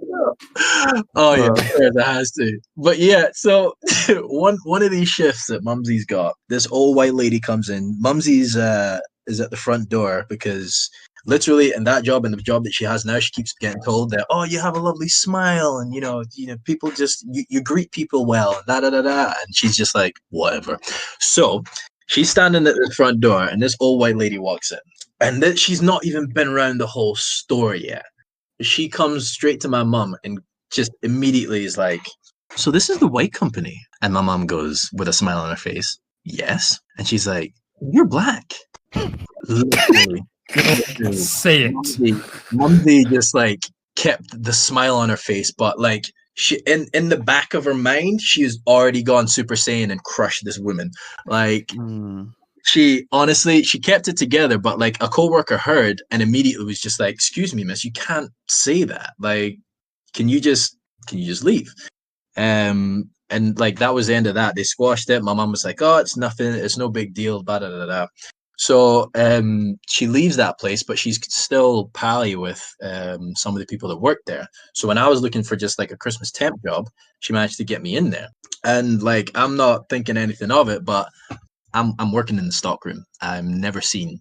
I literally don't see daylight whenever I'm in there. And so my boys roll up and they come into the store. They've just played basketball out at Drummond. And they ask one of the employees, they're like, is John here? And I roll up in my black apron, you know what I mean? Just like come to greet them. And I'm just like, what are you guys doing? And if you just imagine, right, the scene, everything totally white, right? The people and the products. Totally white. And these dudes stroll in just like, we're doing everything. We're just like, dapping up all that. They loud as hell, and they're going, man, why aren't you out in the front? Why aren't you in the front? And it never dawned on me. And they're just like, oh, they keeping you in the back because you black. And I just went, oh shit, are they?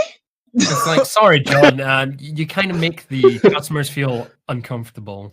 Right, like, crazy. You saying this, I'd never thought about this, but I this was one of my dark times, right? But I worked in Hollister for a bit. Ooh. Pun intended. There were three of us that were black. And I only just realized this now. All three of us worked in the stockroom. Yeah. None of us were front of sales. Exactly. Like, it's almost like you don't know if they're doing it on purpose, though. Yeah. Or just like, it's this like, thing, like, they're just like, you work well in the back. Like, what? Well, that's the thing. It's like you can't prove it because it's not on the surface. It's very like just going by feeling. And anytime you just like, I have a feeling, anyone will just be like, yeah, but it probably isn't that. Well, like, you won't be given the weird. Just like them saying that, me not even realizing it. Them saying that, and I was just like, oh shit, you might be right. Like, damn. And then they made all the noise heading back out. Like, they literally walked around the whole shop. We're like, a candle for £100? Are you mad? Like shit like that. And I'm kind of like, guys, putting my white voice on, guys, can you please just can we not do this right now, guys? Oh my god. Bro, what's the name of that movie where it's just that one token black guy going around and being like, that's whack. Damn. Shit. What's that movie called? I don't know, man. Nearly any film back in the 2000s. Disaster movie? Yeah. Oh, Disaster movie. Like and they had the one scene where another black guy was in the party and another black guy went like, yo, man, this may be only one black guy here. You're gonna have to leave. Like, white people can't handle too many black people at one place at one time. Like, come on. Oh, man. yeah. Yeah, you can't make them uncomfortable, you know? I just love, it's like, I don't want to sound like I'm bashing, and I don't want anyone to think I'm bashing white people or anything, but it's just weird that the majority will be white in a room or in an office or in a workplace, and everyone will be fine about it. But if you had the majority being Asian, being Indian, being black, people just inherently feel slightly uncomfortable. And it's like, you shouldn't. Well, we're all integrated. This is one thing I've always explained to people when it comes to like racism and like being comfortable. I said to someone, you can never understand how someone feels in terms of that until when you go and live in another country where you are the minority. Yeah. Because that's when you really start to understand, like, what you think is normal is only normal to your perspective. Yeah. Like, and that's something I hate. There's no such thing as normal. No. It's a word what you grow up doing doesn't mean that's what other perspective. people do. Yeah. It's mad because British people and every British person on holiday to places like Spain or France or anywhere in Europe and expect British food, fish and chips, full Scottish, full English breakfast. Expect them to speak English. Yeah, and a lot of people will try because it's where the money's at. To the customers, yeah. But then nobody has that same respect when it comes to people coming here. But it's just a bit damn things. I feel like things. I mean, I don't think it happened. I've said this to Rob. I think it was Alex said this too. I don't think things will change in our generation, but I think it's kind of set things up for the next generation to like. I've just accepted that as well. Just like we are the paving stone. We're just like plowing the ground for the people behind us to like put the seeds in for it to grow. I'll take it a little further. I don't think even as this generation, as the next generation progresses, it'll change. Yeah. I feel like I feel like racism or just general discrimination will always will be a thing. Why? Because humans cannot understand other humans on an emotional and spiritual level until we're able to find a way to connect, at that foundational level. We're never going to be able to understand each other. And so, as sad as it is, I've kind of given up hope for equality until someone creates this machine. Honestly, as sad as that sounds, This is why Uchiha Madara was right. We just need to connect everyone together. Yo, bro. For everyone who doesn't, I don't think anyone will know except us. That's a Naruto reference anime. Madara was one hell of a guy. Oh my I'm god. not gonna lie, the Uchiha has faced some hell of a racism. I'm not gonna lie. Bruh. I related with Uchiha so hard. Those guys got crippled. Oh my god. It's actually funny how Naruto is so deep on so many levels that we didn't even realize. Bro. Oh man, this is some shit that people don't understand about anime. Like, it's not just like random shit. It's like just storytelling on a different level. Like, you know what I mean? Like, and they do get deep. I'll tell you what. I think it does get deeper than like movies and series. Oh, yeah. Why? Oh yeah. Why? Oh, Because 100%. if you get like I don't know, bloody like Eren out of Attack on Titan shouting, right? You're gonna feel that, bruv. If you get some random guy doing that in a movie, you're gonna be like, what's he doing, man? You just got a bad actor immediately. Come on. Why is this guy shouting in my face? Chill out, man. Like any anime building, they build the character so well that you feel everything that leads up to stuff. Oh yeah. Even if it's like filler episode, you're like, Yeah. I know why he's motivated. This might be just me, but like, you ever felt it on that level so that when they're in a fight, you're almost dodging a little bit. When they're just doing like the hand shit, you're just like, oh. Bro, but you feel it when they get that one good hit in, and you're like, oh, you're like, that was a power shot. You're like, yes. Yeah. Like, that's my boy. Oh, bro. Oh, but to actually touch back to Alex's point, like it's never going to happen. Like I thought that, and to be honest, to a point, I kind of still think that. I was I don't know if any of you guys, well, you guys probably know Aleem, the DJ. DJ Ellington. Everybody knows. Oh DJ. yeah. I was having this conversation with him, and basically said that I don't see any sort of like, resolution happening, because it's like Independence Day and Watchmen, like those movies. In those two movies, at the end of it, it was the whole world came together. There was world peace because they all had one thing to hate. Yeah. They had in Independence Day it was the aliens, and in Watchmen it was Mr. Manhattan. Yeah. And it was at the end of Watchmen that, like, it only hit me like a couple weeks ago when I rewatched it, and I was like, damn, that was deep. Because dude was like rooting for the bad guy. Yeah, like bad guy explained the whole thing, and Mr. Manhattan just kind of stood there and was just like, "You're right," and then just left. And knew how it would pan out afterwards, because everybody would have just this one figure to hate and just unite around that, and that just seems to be, how humans. Sad, because that's literally how what you just said. Because we need something to hate for us to come together. Exactly. For instance, look at, I think Trump was probably one of the few recent ones that spawned that, where people have actually come to like a common ground at least. Well, I'm not saying everyone, but there's been a little bit of a unite. Whereas like people are like, nah, we don't like this guy.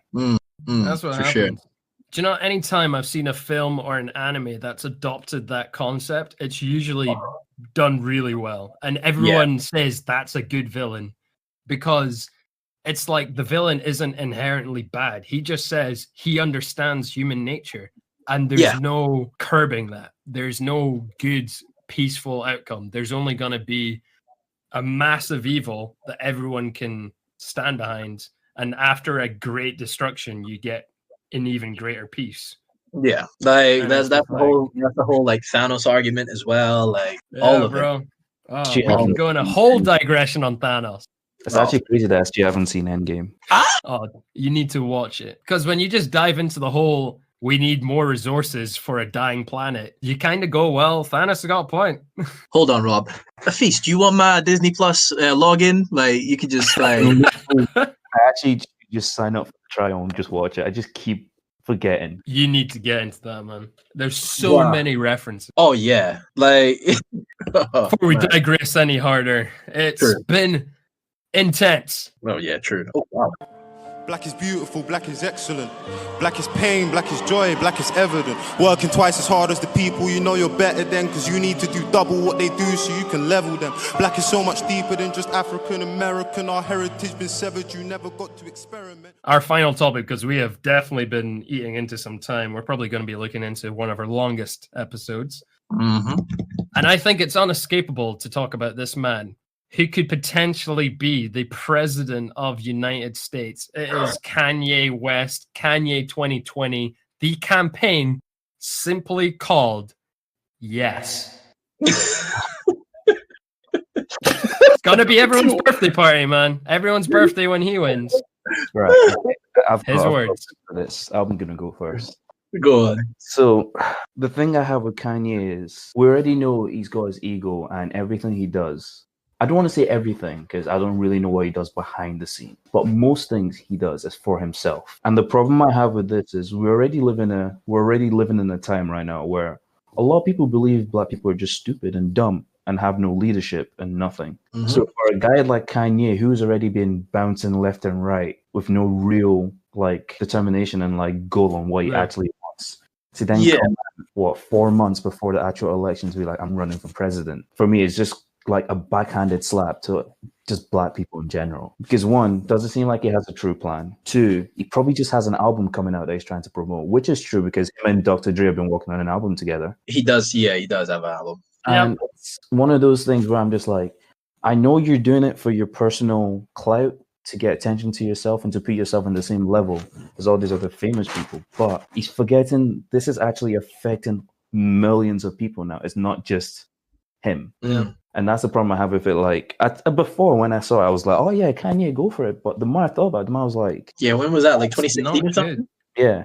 Yeah, so you're already like, oh, you know what? Yeah, fuck it, do your thing. But yeah, I mean, part of me, I'm happy that I don't live in America because I would not want to have to choose between Trump, Biden. Or Kanye or Biden. Like, I think my problem with Kanye, as much as I love his music, when it comes to political stances, he doesn't realize that what he says as a very prolific black man, even whether or not he wants it to, it does and will represent the entire community. Yeah. So when he's sitting there saying like, oh, I think it's racist to be voting Democratic, or I don't believe in abortion clinics to be open, and coming out with statements saying that he's essentially anti anything that's the Bible, it paints everyone else with the same brush. Yeah. And you sit there like, wow, that's why? what happens when you leave Kanye and Chance the Rapper in one room together.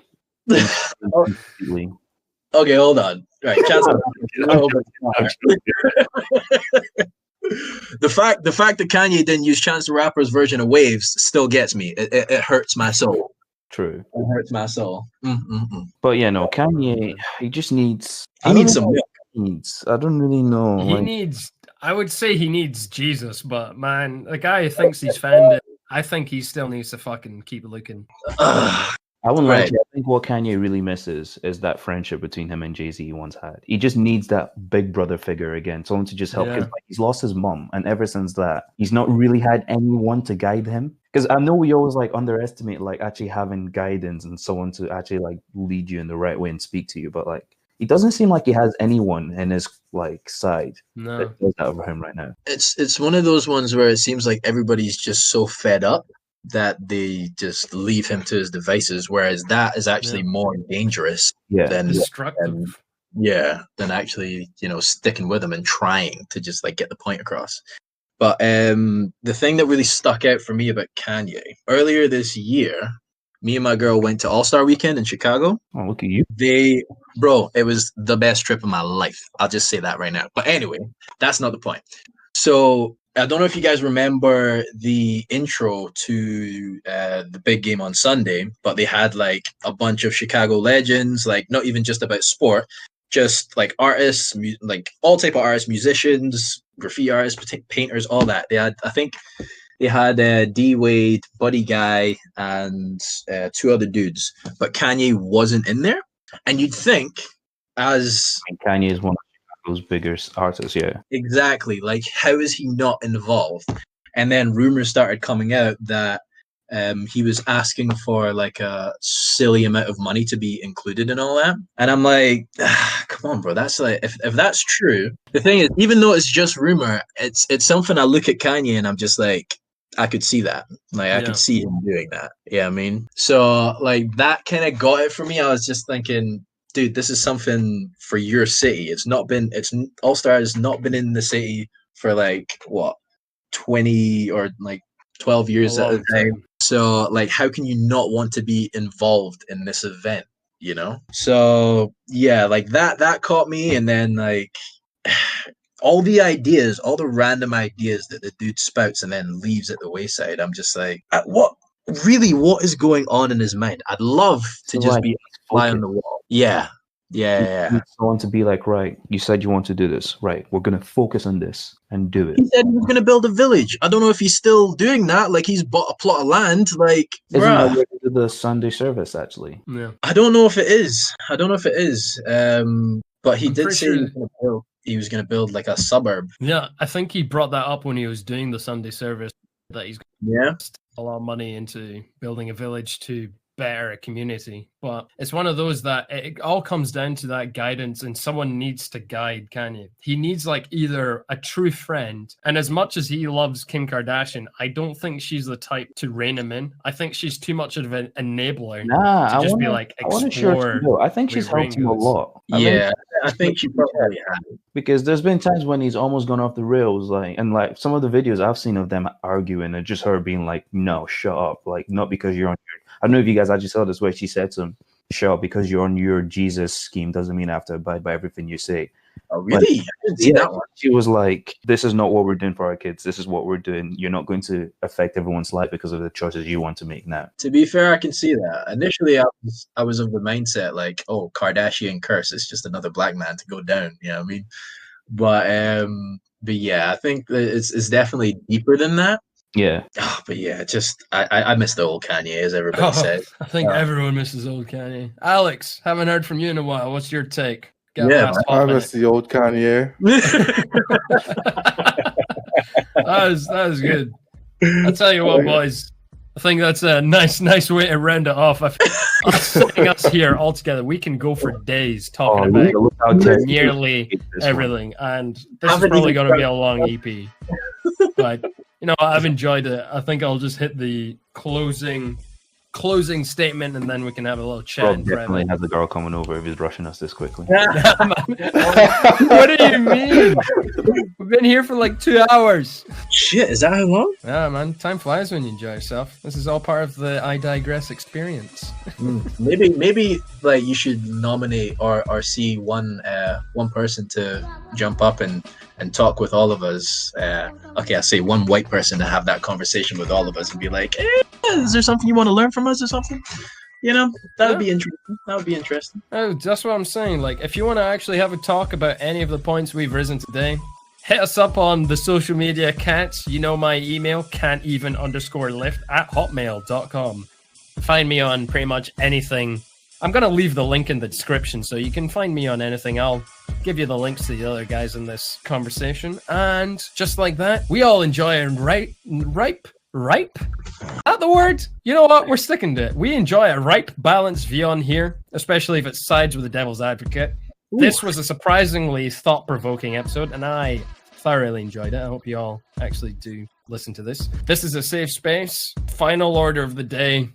I think the biggest message that we can take from is just have a conversation, people. Try and do tangible stuff. And if you need to know what tangible efforts look like, visit my blog, which you'll find in the link in the description below. Plug. All by the plugs on here. On that note, feel free to tweet us at the Twitter account in the description. Please follow all the past through the link tree for all your entertainment needs. And I'm going to plug in my boys. We got a Feast who's going to be coming out with some major beats. We got John Brown, who's got his own YouTube channel, which I will leave a link in the description, where he reviews some great trainers. I do say so myself. Alex, I don't know what you do creatively, but no one cares.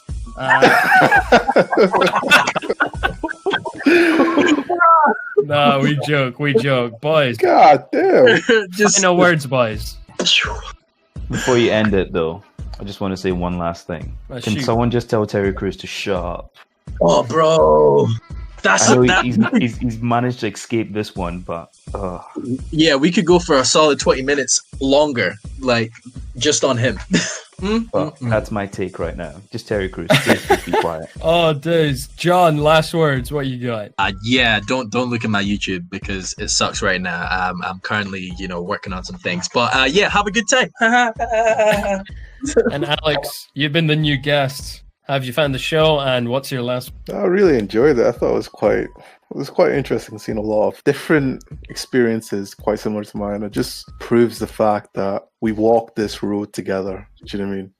No matter how different we are. And you, I really do appreciate that. That's powerful. And just like that, boys, and everyone listening to this podcast, I digress. Welcome back, baby!